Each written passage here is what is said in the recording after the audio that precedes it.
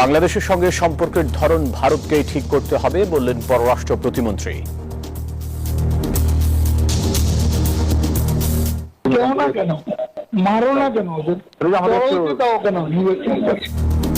আন্দোলনকারীদের মারার নির্দেশ দেন ওবায়দুল কাদের। তারই সাবঅর্ডিনেট একজন ছাত্রলীগের সভাপতিকে উনি নির্দেশ দিচ্ছেন যে পিটাও না কেন, ওদের মারো না কেন। ভিসা গ্রিন কার্ড আবেদনে কড়াকড়ি বাড়ালো যুক্তরাষ্ট্র, সংশোধনের সুযোগ সীমিত, বিপাকে আবেদনকারীরা। অগস্টের প্রথম 5 দিনের রেমিটেন্স এসেছে 60 কোটি 20 লাখ ডলার, গত বছরের তুলনায় 83% বেশি। দর্শক স্বাগত জানাচ্ছি প্রবাসী সংবাদে, আপনাদের সাথে আছি ফয়সাল মাহমুদ। দেখছিলেন বিআরবি কেবলস সংবাদ শিরোনাম। চলে যাব পুরো খবরে। ভারতের সঙ্গে সম্পর্কের উন্নতি চায় বাংলাদেশ, কিন্তু এজন্য দেশটির ভেতর থেকে ষড়যন্ত্র বন্ধ হওয়া উচিত, এমনটি মন্তব্য করেছেন পররাষ্ট্র প্রতিমন্ত্রী শামা ওবায়েদ। শেখ হাসিনার সংবাদ সম্মেলনের কথা উল্লেখ করে তিনি বলেন, এমন ঘটনা বন্ধ না হলে ভবিষ্যতে ভারতের সঙ্গে আলোচনা চালিয়ে যাওয়া কঠিন হবে। বিশ্লেষকরা বলছেন, ভারত সরকারের উচিত বাংলাদেশের জনগণের মনের ভাষা বোঝা। ভারতে আশ্রয় নেওয়া বাংলাদেশের সাবেক প্রধানমন্ত্রী শেখ হাসিনা সেখান থেকে বিদ্বেষমূলক বক্তব্য ছড়িয়ে দেশে যেন অস্থিতিশীলতা তৈরি করতে না পারেন সে বিষয়ে কূটনৈতিক চ্যানেলে যোগাযোগ করছিল বাংলাদেশ। কিন্তু 5 আগস্ট ভারতের ফরেন করেসপন্ডেন্ট ক্লাব আয়োজিত এক অনুষ্ঠানে শেখ হাসিনার অংশ নেওয়া বিষয়ে ভারত জানায় এটি বেসরকারি অনুষ্ঠান, এতে ভারত সরকারের কোনো ভূমিকা নেই।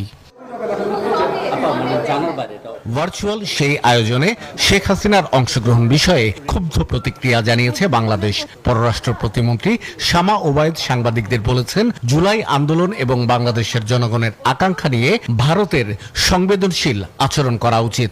ভারতের মাটিতে বসে স্বৈরাচারী ফ্যাসিবাদী সাজাপ্রাপ্ত আওয়ামী লীগের লোকজন এবং আওয়ামী লীগের প্রধান যদি এই ধরনের ষড়যন্ত্রমূলক কাজকর্ম চালিয়ে যেতে থাকে এবং সেটা যদি ভারত সরকার এখনই বন্ধ না করে, এই মুহূর্তে বন্ধ না করে, তাহলে অবশ্যই সেটা বাংলাদেশের জনগণের জন্য একটা উদ্বেগের জায়গা তৈরি করে। সাবেক এই কূটনীতিক মনে করেন 2024 সালের পর বাংলাদেশকে নিয়ে ভারত কোন নীতি গ্রহণ করেছে তা পরিষ্কার হওয়া প্রয়োজন। আমি মনে করছি যে ভারত 2 স্তরেই কথা, এক স্তরে ভালো কথা বলছে, আর আরেক স্তরে তাদের আগের যে মানসিকতা আছে সেটাই তারা চেষ্টা করছে। ভারত জানে বাংলাদেশের মানুষ কি চায়, সেটা যদি তারা সম্মান করে তাহলে সম্পর্কটা স্বাভাবিক হয়ে যেতে পারে। দিল্লিতে অবস্থানরত শেখ হাসিনা সামাজিক মাধ্যমে দলীয় নেতাকর্মীদের সঙ্গে বৈঠক করেন, এমন অডিও মাঝে মধ্যেই ইন্টারনেটে পাওয়া যায়। তবে বুধবার প্রথমবারের মতো কোনো সংবাদ সম্মেলনে সরাসরি যুক্ত হতে দেখা গেল তাকে। শাহ আলী জয়, নিউজ 24, ঢাকা। জুলাই আন্দোলনকারীদের মারতে নিষিদ্ধ ছাত্রলীগের সভাপতিকে সরাসরি নির্দেশ দেন ওবায়দুল কাদের। যুক্তিতর্ক উপস্থাপনের দ্বিতীয় দিনে সেই ফোন আলাপের রেকর্ড দাখিল করা হলো। ট্রাইব্যুনালের প্রসিকিউটর বলেন, শিক্ষার্থীদের উপর হামলা করে আন্দোলন ভিন্ন খাতে নেওয়ার চেষ্টা হয়েছিল।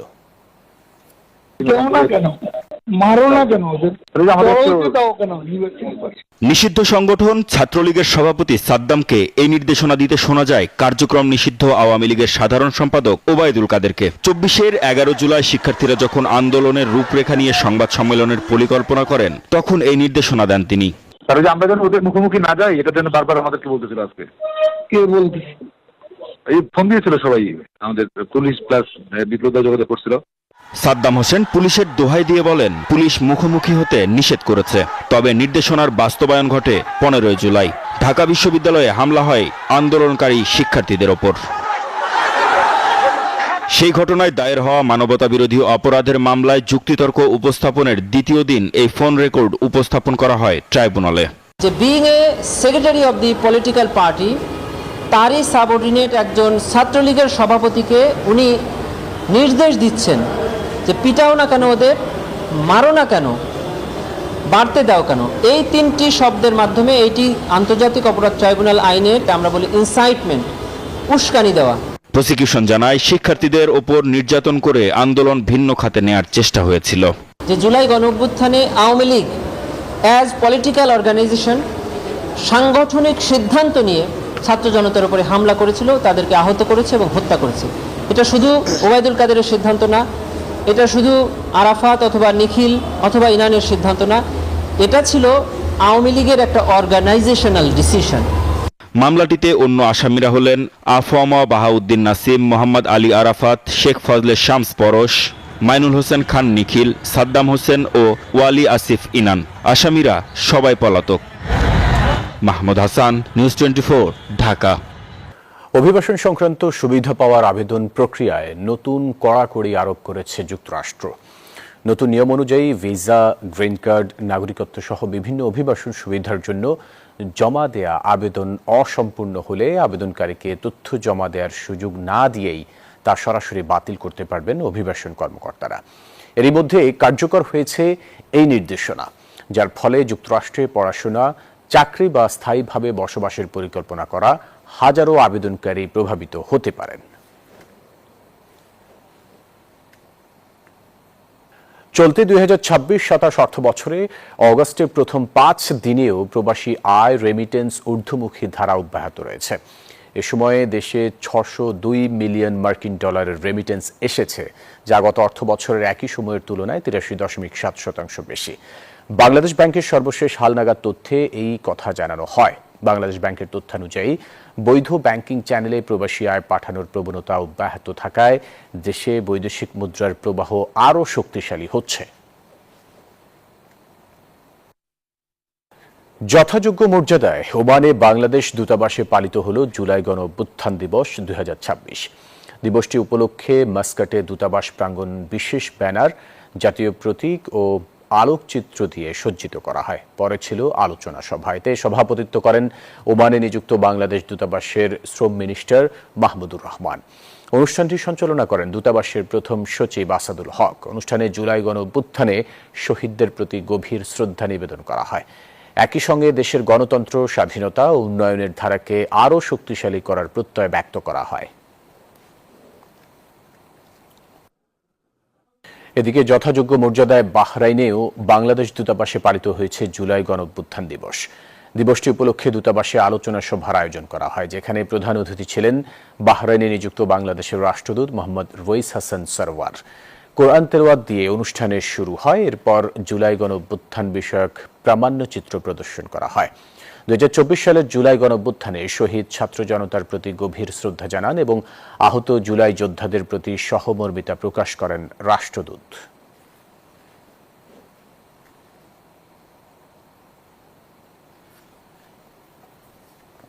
জুলাই গণ অভ্যুত্থান দিবস উপলক্ষে দক্ষিণ আফ্রিকায় বাংলাদেশ দূতাবাস এক আলোচনা সভার আয়োজন করে। প্রিটোরিয়া দূতাবাসের হল রুমে এই আলোচনা সভা অনুষ্ঠিত হয়। হাইকমিশনার শাহ আহমেদ শফির সভাপতিত্বে হাফেজ শেখ মাসিদের কোরআন তেলাওয়াত ও তর্জমার মাধ্যমে আলোচনা সভা শুরু হয়। এরপর অনুষ্ঠান উপলক্ষে নির্মিত প্রামাণ্যচিত্র প্রদর্শন করা হয়। এরপর জুলাই গণ অভ্যুত্থানের শহীদদের প্রতি গভীর শ্রদ্ধা নিবেদন করা হয়।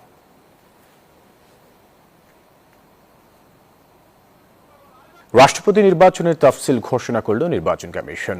ভোট গ্রহণ 20 অগস্ট, 13ই অগস্ট মনোনয়নপত্র জমা, 16ই অগস্ট যাচাই বাছাই আর প্রত্যাহারের শেষ দিন 18 অগস্ট। বৃহস্পতিবার দুপুরে সিইসির সভাপতিত্বে নির্বাচন কমিশনের বৈঠকে এই তফসিল চূড়ান্ত করা হয়। অসুস্থতার কারণ দেখিয়ে গত 24 জুলাই পদত্যাগ করেন রাষ্ট্রপতি মোহাম্মদ শাহাবুদ্দিন। ভারপ্রাপ্ত রাষ্ট্রপতির দায়িত্ব নেন জাতীয় সংসদের স্পিকার হাফিজউদ্দিন আহমদ। এবার দেশের 23তম রাষ্ট্রপতি নির্বাচনের পালা। এলো নির্বাচনের তফসিল। সূচি অনুযায়ী ভোট গ্রহণ 20 আগস্ট, 13ই আগস্ট মনোনয়নপত্র জমা, 16ই আগস্ট যাচাই বাছাই আর প্রত্যাহারের শেষ দিন 18ই আগস্ট। সিইসি এএমএম নাসির উদ্দিনের সভাপতিত্বে নির্বাচন কমিশনের বৈঠকে এই তফসিল চূড়ান্ত করা হয়। মনোনয়নপত্র দাখিলের সময় তারিখ হচ্ছে 13ই অগস্ট সকাল 10টা থেকে 4টা পর্যন্ত। মনোনয়নপত্র পরীক্ষার তারিখ হচ্ছে 16ই অগস্ট 2026 রোববার। প্রার্থিতা প্রত্যাহারের শেষ তারিখ হচ্ছে 18ই অগস্ট মঙ্গলবার। আর ভোট গ্রহণের তারিখ ও সময় হচ্ছে 20 অগস্ট বৃহস্পতিবার অপরাহ্ন 2টা থেকে বিকাল 5টা পর্যন্ত। সংসদ সদস্যদের ভোটে নির্বাচিত হবেন নতুন রাষ্ট্রপতি। ইতিমধ্যে ভোটার তালিকা হাতে পেয়েছে নির্বাচন কমিশন। প্রার্থী একাধিক হলে সংসদের অধিবেশন কক্ষে অনুষ্ঠিত হবে ভোট, আর প্রার্থী একজন হলে বিনা প্রতিদ্বন্দ্বিতায় নির্বাচিত হবেন তিনি। মাইদুল ইসলাম, নিউজ 24, ঢাকা। ঢাকার চারপাশে নদী দূষণ রোধে সমন্বিত কর্মপরিকল্পনার নির্দেশনা দিয়েছেন প্রধানমন্ত্রী তারেক রহমান। বৃহস্পতিবার সকালে সচিবালয়ে এক বৈঠকে এই নির্দেশনা দেন তিনি। পরিবেশ সুরক্ষায় নানান উদ্যোগ নেওয়ার তাগিদ দেন সরকার প্রধান। এদিকে সমাজ কল্যাণমন্ত্রী জানিয়েছেন, আগামী 16 আগস্ট ফ্যামিলি কার্ডের দ্বিতীয় পর্যায়ে উদ্বোধন করবেন প্রধানমন্ত্রী। সচিবালয়ে মন্ত্রিপরিষদ বিভাগে প্রধানমন্ত্রী তারেক রহমানের সভাপতিত্বে বৈঠক। বিস্তারিত আলোচনা হয় বুড়িগঙ্গা, তুরাগ, বালু, শীতলক্ষ্যা এবং রাজধানী সংলগ্ন অন্যান্য নদীর বর্তমান অবস্থা নিয়ে। আজকে একটা কর্ম পরিকল্পনা তৈরি করার জন্য তিনি নির্দেশ দিয়েছেন।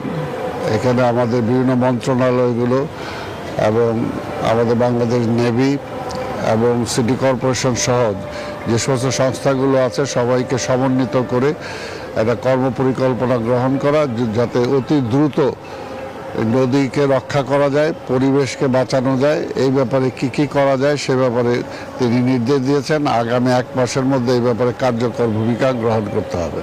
নদী ও খালপার রক্ষায় বিন্যা ঘাসের ব্যবহার নিয়েও একটি সভা হয়। পার রক্ষায় টেকসই সমাধান হতে পারে এই ঘাস, বিষয়টি প্রধানমন্ত্রীর সামনে তুলে ধরেন সংশ্লিষ্টরা।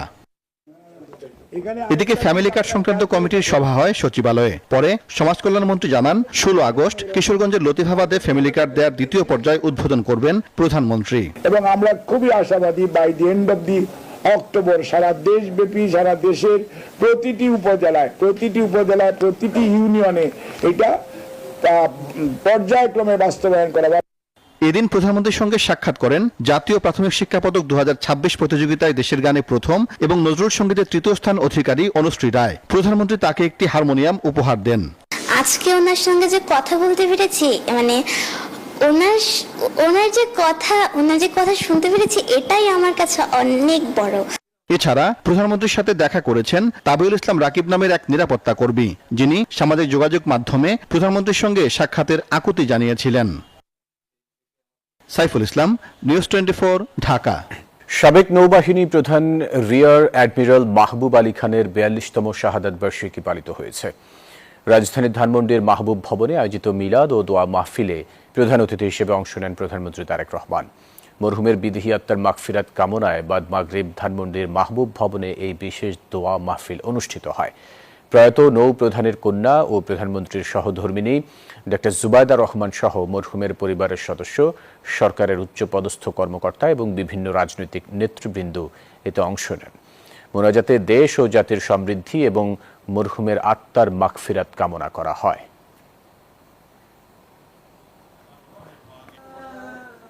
রাজধানীর বসুন্ধরা সিটি শপিং মলে বর্ণিল আয়োজনের মধ্য দিয়ে আনুষ্ঠানিক যাত্রা শুরু করল থাইল্যান্ডের বিশ্বখ্যাত কফি চেইন ক্যাফে অ্যামাজন। উদ্বোধন করেন তেনভির বসুন্ধরা গ্রুপের ব্যবস্থাপনা পরিচালক আহমেদ ইব্রাহিম সুবহান। বসুন্ধরা সিটি শপিং মলের গ্রাউন্ড ফ্লোর ও 8 তলায় থাকছে অ্যামাজন কফি শপ। বিশ্বজুড়ে কোটি কোটি কফি প্রেমীর কাছে পরিচিত নাম ক্যাফে অ্যামাজন। এবার সেই আন্তর্জাতিক কফি ব্র্যান্ডের আনুষ্ঠানিক যাত্রা শুরু হলো বাংলাদেশে। বর্ণিল আয়োজনের মধ্য দিয়ে রাজধানীর বসুন্ধরা সিটি শপিং মলে ক্যাফে অ্যামাজনের নতুন আউটলেটের উদ্বোধন করা হয়। উদ্বোধনী অনুষ্ঠানে উপস্থিত ছিলেন তানভীর বসুন্ধরা গ্রুপের ব্যবস্থাপনা পরিচালক আহমেদ ইব্রাহিম সুবহান, বসুন্ধরা সিটি ডেভেলপমেন্ট লিমিটেডের deputy managing director captain Sheikh Ehsan Reza অবসরপ্রাপ্ত এবং লাইফস্টাইল বিজনেসের সিনিয়র এক্সিকিউটিভ ভাইস প্রেসিডেন্ট ক্রাইপিত প্রেমমানি। We hope Cafe Amazon becomes a place where students prepare for tomorrow's dreams, entrepreneurs discover new opportunities, professionals exchange ideas, families celebrate life's special moments, and friendships begin over a simple cup of coffee. This is how a brand becomes part of our nation's everyday life.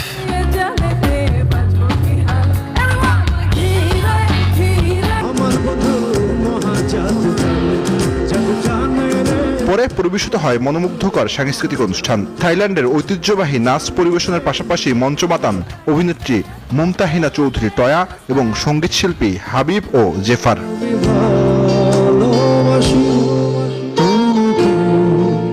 থাইল্যান্ডে না গিয়ে দেশেই cafe অ্যামাজনের coffee উপভোগের সুযোগ পাওয়ায় উচ্ছ্বসিত coffee প্রেমীরা। একটা নিউ এক্সপিরিয়েন্স হবে, ভাল লাগতেছে ভেবে, এন্ড থাইল্যান্ডের কফির ফিল নিতে পারবো। আমি অ্যাজ এ কফি লাভার, এখন যেহেতু থাইল্যান্ডের কফি আছে তো আমরা এটা টেস্ট করতে পারবো এন্ড হোপসো খুব ভালো লাগবে। অ্যামাজন কফি গুণগত মান বজায় রেখে সারা দেশে আরো নতুন নতুন আউটলেট চালু করবে, এমনটাই প্রত্যাশা তাদের। জুবাইর সানি, নিউজ 24, ঢাকা।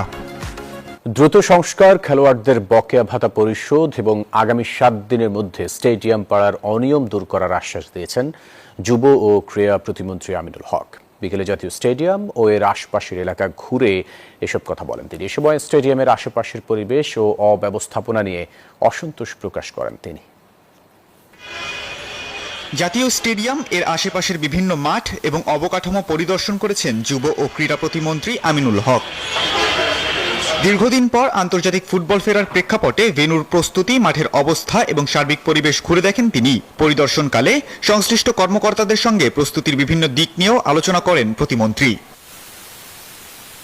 পরিদর্শন শেষে স্টেডিয়াম সংলগ্ন পরিবেশ নিয়ে অসন্তোষ প্রকাশ করেন যুব ও ক্রীড়া প্রতিমন্ত্রী আমিনুল হক। তিনি বলেন, দ্রুত সংস্কার কাজের মাধ্যমে পুরো ক্রীড়া এলাকার পরিবেশ উন্নত করে একটি মানসম্মত স্পোর্টস জোন হিসেবে গড়ে তোলা হবে।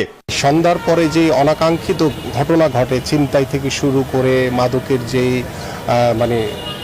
অবাধ যে চলাচল, এটিকে আমরা রোধ করার জন্য ইতিমধ্যে সিদ্ধান্ত নেওয়া হয়েছে। পাশাপাশি আমরা এই টোটাল স্টেডিয়াম পাড়াটিকে একটি আধুনিক, একটু স্পোর্টস বান্ধব একটি পরিবেশ আমরা ফিরিয়ে আনতে চাই। স্টেডিয়াম পাড়ার দোকানগুলো থেকে জাতীয় ক্রীড়া পরিষদ প্রত্যাশিত রাজস্ব আদায় করতে পারছে কিনা এমন প্রশ্নেরও জবাব দেন প্রতিমন্ত্রী।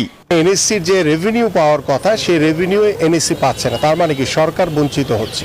তো আমরা চাচ্ছি এনএসসির যে রেভিনিউ পাওয়ার কথা সেগুলো যাতে তারা সঠিকভাবে পায়, এগুলোকে পুনর্বিবেচনা করে আমরা পুনর্মূল্যায়ন করে ইনশাল্লাহ আমরা চেষ্টা করছি। খেলোয়াড়দের বকেয়া ভাতা দ্রুত পরিশোধের নিশ্চয়তাও দেন আমিনুল হক। তাদের টাকা 1 টাকাও মিস হবে না। তারা যদি 4 মাস তারা বেতন পেয়ে থাকে, যদি না পেয়ে থাকে তাহলে 4 মাসটা একবারে পাবে তারা। এ সময় আগামী 7 দিনের মধ্যে স্টেডিয়াম পাড়ার সব অনিয়ম ও অপতৎপরতার বিরুদ্ধে ব্যবস্থা নিয়ে প্রয়োজনীয় সংস্কার নিশ্চিত করার আশ্বাস দেন যুব ও ক্রীড়া প্রতিমন্ত্রী আমিনুল হক। খালিদুল ইসলাম তানভীর, নিউজ 24, ঢাকা। দর্শক, ছিল নিউজ 24 প্রবাসী সংবাদে। আরো সংবাদ ও বিশ্লেষণ জানতে ভিজিট করুন নিউজ 24 এতক্ষণ সাথে থাকার জন্য ধন্যবাদ।